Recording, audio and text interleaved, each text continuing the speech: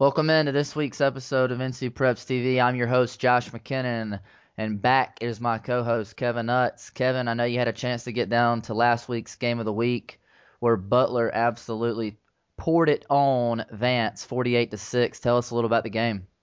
Porter right, Josh. It was severe storms out there, and a lot of fans still showed up to watch this game. But Butler came out and just manhandled Vance from kickoff. Um, it was an interesting concept, to be honest with you, because talking to Coach House, I'm going to start here with his quote saying, "We were disrespected all this week. All the talk was about Vance and how strong they were coming out, and our kids just wanted to go out and reestablish themselves, let everybody know that we haven't gone away." And they really proved it out there on the field by just dominating Vance from the beginning to the end. Riley Ferguson threw for 279 yards and three touchdowns, hitting LeMay. LeMay was always open, it seemed like. He had 120 yards and two touchdowns in the game. And then Josh Gleason, the running back, who seems like he's overlooked every week, had 122 yards, two rushing touchdowns, and a receiving touchdown. And he just seems like he's overlooked every single week with the immense talent on the field at Butler. But they just really came out and reestablished themselves and showed everybody that they're truly a great team and a team to be reckoned with in the state of North Carolina for 4A this year. Kevin, I think they're always a team to be reckoned with in the 4A, but do you think that it was a lot of bulletin board material last week and coaches used it that way after Vance came out and poured it on Independence like they did the week prior? They definitely did, Josh. They definitely used those bulletin material. I mean, even after the game, all the players and coaches talked about how Vance was talk of the town, and everybody thought Vance had a chance to win this game, and they just wanted to come out and prove that they are the best defense, and they have one of the best offenses in the state, and they are the best team in the state. And I think they really did prove that tonight to me. Kevin, last year I thought that Butler and Mallard Creek were the best two teams in the state, and I saw that team, both teams actually, I was there for both games, go on the road and play at Page and an undermatched team, and I saw both of them beat them. So when you play teams like that, there's always a chance. But this year, I don't see anybody able to beat Butler so far in this young season, barring injuries and such. But what's your opinion there? Well, there's never a guarantee in high school football, like you were telling me earlier today. But this Butler team, I think they learned something from last year, and they're really putting that to work. After the game, every game, Hales tells them that they have 48 hours to their next week, and that was the first thing he said after the game. He said 24 hours because it was a Saturday night game, actually, Josh, but 24 hours and start next week with conference play. And I think they're taking it week by week, and they're really going to do something this year. And they learned a lot from that loss last year at Page, like you said. As far as Vance goes, where do they go from here, Kevin? They were so high, as well as a lot of people were high on them last week, and I still think they have a lot of talent. I still think that defense is very good. But the biggest thing about it was, we talked about it last week, if Vance gets down early, which they didn't do it against Independence, does Vance have the aerial attack to be able to, go to the passing game for the rest of the game in order to catch up? And you saw that firsthand on Saturday night. Tell us a little about it. Well, I did. I mean, their defense is very good, but when they do get down, they just do not have the offensive weapons to do that. Lorenz Bryant on the ground is an absolute monster, and he did play very well. But when you're down 31-0 at halftime, you don't have the time to run with Lorenz Bryant, and he played very well in the game, by the way. I want to give him his props for that game, but he got banged up and he didn't even play the fourth quarter. He had an injured shoulder. He appears to be okay for next week, but as far as Vance, they're still a very solid team, but I think Butler's just showing the difference between an upper echelon team and a very solid team. But Vance will come around, and I think they'll have a solid season, and from year on year out, will progress and be a much better team. All right, Kevin. Well, move on to our other game of the week last week. Porter Ridge went on the road to play in an always hostile crowd over in K-Town and Kannapolis Memorial Stadium. I had a chance to be there, Kevin, and it seemed like pretty much everybody else in the town was there as well. It was a pretty good first half, kind of like A.L. Brown always does. They're just real methodical on offense and kind of just dwindle teams down. And coming into this season, nobody really thought this Porter Ridge team would be able to respond with the loss of Lee McNeil and some other key athletes they had last year. But, this Porter Ridge team is so well coached, they will always, always be in games. And they proved yet again on Friday night that this team is one of the best teams in the state and has a great shot at making it back to the 4A state championship this year. The game was tied at halftime after a late touchdown pass when Porter Ridge tied it up. Going into the second half, it was all Porter Ridge. They just started to pile it on, and you could see an A.L. Brown team that just kind of got wore out.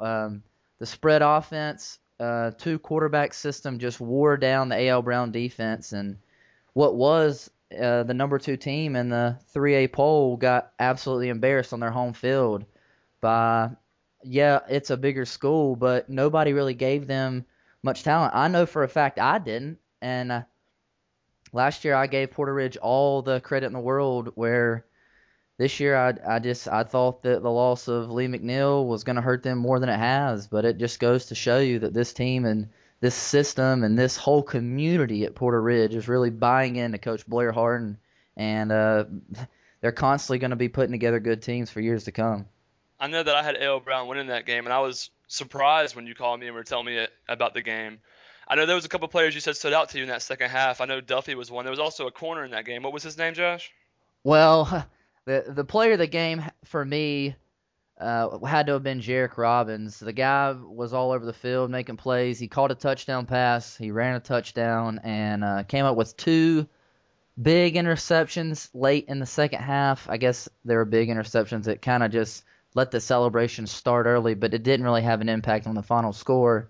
So, he was making plays. As far as A.L. Brown was concerned, Khalif Phillips had a good night rushing, had 146 rushing yards on 15 attempts, and, that rushing attack continues to put up some good numbers, but costly turnovers in that game kind of make the offense take a step back, but they'll look to respond next week as they host J.M. Robinson for their 4th straight home game, and the Wonders are going to go back home and host Providence Day. So we'll see what both teams have to offer, but I just don't see anybody being able to, as I look at Porter Ridge's schedule, I don't see anybody. I mean, there maybe Marvin Ridge or a school like that I'd heard has got a good chance this year, but I don't see anybody on their schedule that's going to keep them from getting beat for the rest of the season. A winless season for Porter Ridge, you're saying it right now? A winless season or a loss? A lossless season. My fault there. Yeah. I mean, I don't see anybody being able to beat them on their schedule this year, Kevin. They're very, very talented. Nick Van Gogh really stepping up and playing well at that quarterback position. A loss of Lee McNeil and Zach Danielson, who came in the second half and this is his first time into a big game because this was their first real test this year, Kevin, and he really stepped up, throwing some great passes in that game. Wow, Josh. Well, everybody else heard it too. I'm gonna write it down and remind you. You're telling me Porter Ridge will go undefeated this season. That's what we're saying. That's my pick right now. If you were gonna hold a gun to my head and make me make an early pick for a good state championship run, I'm gonna go with Porter Ridge in the 4A. But Kevin, let's take a quick break and we'll come back with more right after this. Welcome back to NC Preps TV. I'm your host, Josh McKinnon, here with Kevin Utz. Kevin, this week's game of the week is TC Roberson at McDowell. Let's bring in NCPreps.com publisher Deana King to tell us a little bit about both teams. Our game of the week this week will be the TC Roberson Rams taking on the McDowell Titans. Both teams are coming in this big matchup up in the mountains undefeated. TC Roberson is coming off an impressive 1-point win over the Crest Chargers. Anybody knows high school football knows the Chargers are very hard to beat at home, and they have been in the state championship game 2 years in a row. McDowell, they're off to their best season, 4-0 since 1988. So this one looks like it's going to be a dandy up in Marion. Deana, can you give us some players to look for? Well, for the TC Roberson Rams, you got to start with their quarterback, Noah Suber, who is one of the leaders in rushing and in passing statewide. He's a versatile player who can run and pass the ball and beat you anyway. They have a good tailback, Malik Griffin, who is also one of the statewide leaders in rushing. And then you have the guy up front who was preseason All-State and was All-State last year, Jeff DeLeon, a D1 prospect who is very big and strong, and he anchors that line. For McDowell, you have a tailback tandem, Trey Anderson and Malik O'Neal. Both of those guys have been running for over 100 yards each contest. So expect a lot of rushing in this game. So, Dean, I guess the question is, who do you have winning Friday night's matchup? I'm going to go with TC Roberson. They've been kind of battle tested, so we'll see if they'll pull out that big win in Marion. Deana, as always, we appreciate you joining us, and we always appreciate your great insight, and we look forward to talking to you next week. Thank you. Well, there you go, Kevin. It looks like she's going to go with Roberson, and I think I'm going to have to go with him as well this week. What's your opinion? Well, Josh McDowell's had a great season, starting for the best season since 1988, but I'm also going with Roberson. Well, it looks like we just added some bulletin board material for that McDowell locker room, but in our other games, Grays Creek at Douglas Byrd, who you going with? I'm going with the home team, Douglas Byrd. I'm going Douglas Byrd as well. In our next game, Richmond at West Forsyth. Number 2 team in the state for 4A, I'm going with Richmond. I'm going with Richmond there as well. West Rowan at Statesville. Well, West Rowan's, they've already beat Davie County and Mooresville. I'm going with West Rowan to upset Statesville in this game.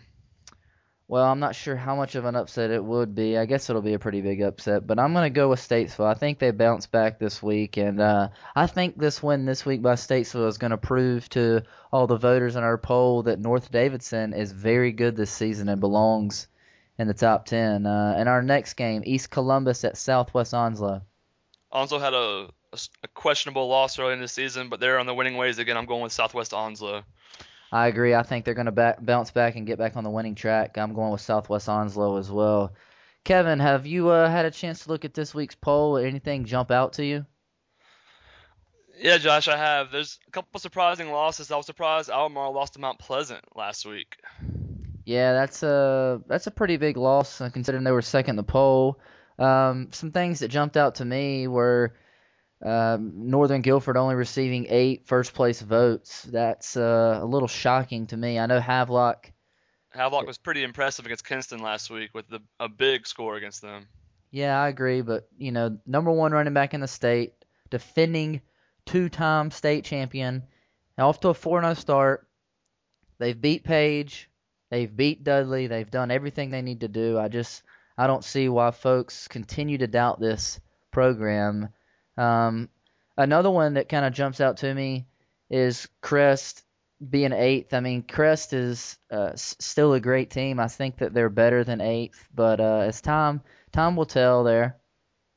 Yeah, that's probably a little low for Crest, but 3A is very competitive this year, and a lot of the teams are honorable mentions and should, you got Douglas Byrd and Statesville. There's a lot of teams that, could get in that top 10 and just haven't popped in it yet. There's a lot of competition for 3A this year. I see that Concord and BJ Beecher finally made their appearance. You got any opinion on that? Well, I saw Concord play this year against Monroe, and I think they're a very good team. They play without their top 3 receivers that game, and offense still look good. And running back Rocky Reed there is an amazing running back for only a sophomore. And I think they'll really prove some teams. I'm really curious to see them play A.L. Brown later in this season. That's a game I cannot wait to watch, actually. Scotland County gets back in the top 10 this week in the 4A with a big win last week, Kevin, and that's a pretty big statement win. What do you think about it? I was surprised when they beat Jack. I'm not going to say really surprised, but it was a little bit of a surprise for me to see them beat Jack Britt last week. I thought Britt had them, but, I mean, they're a very good team, and, putting the new talent back in, they lost a lot of players from last year.